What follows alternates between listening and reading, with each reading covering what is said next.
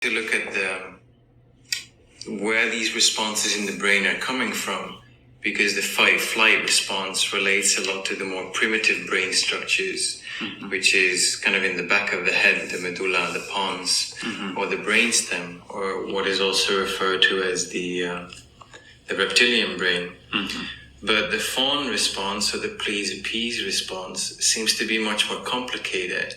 There's that constant anticipation of what might happen. Right. And so there's that need for some foresight or sensitivity to feel into the other person, to then anticipate what might be happening. Right. And that part relates a lot to the frontal part of the brain, which has a lot to do with anticipation, looking into the future, planning.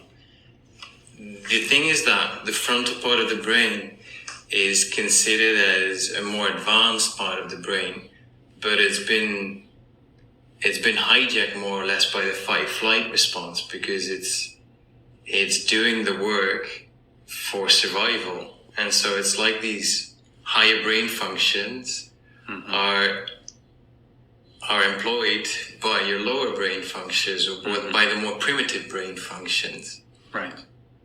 And so even on a neurological level, from a brain perspective, it's a very complicated response. This is Roland Bal. I just want to give a shout out to him. I'm going to be reaching out for an interview with him. I want to be teaching y'all about the fawn response, about trauma response, about narcissistic abuse. You do get trauma bonds with people, and it hurts, and it can physically make you sick. You have withdrawals from people. These are things I teach. These are people that I respect, and I want to give shout outs to them.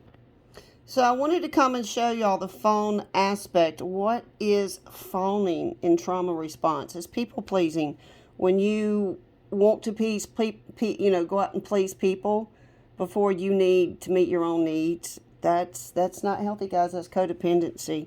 Lack of identity, that's a fawn response. You have no boundaries. Where you overreact, and then you get your codependency. These are all trauma responses. You have your fight, your flight, your freeze, and your fawn. Your fight is your anger. You're arguing. You get very confrontational, very narcissistic exposure, very explosive behavior. Your flight is where you just want to run. You want to isolate. You don't want to sleep. You don't want to be around people. You're overthinking. You have a lot of anxiety. And then when you get in your freeze aspect, difficulty making decisions, you absolutely just belittling. You're numb. You just feel disassociated, actually. It's a freeze where you just freeze. All right, guys, you can hear. I will be teaching about trauma responses.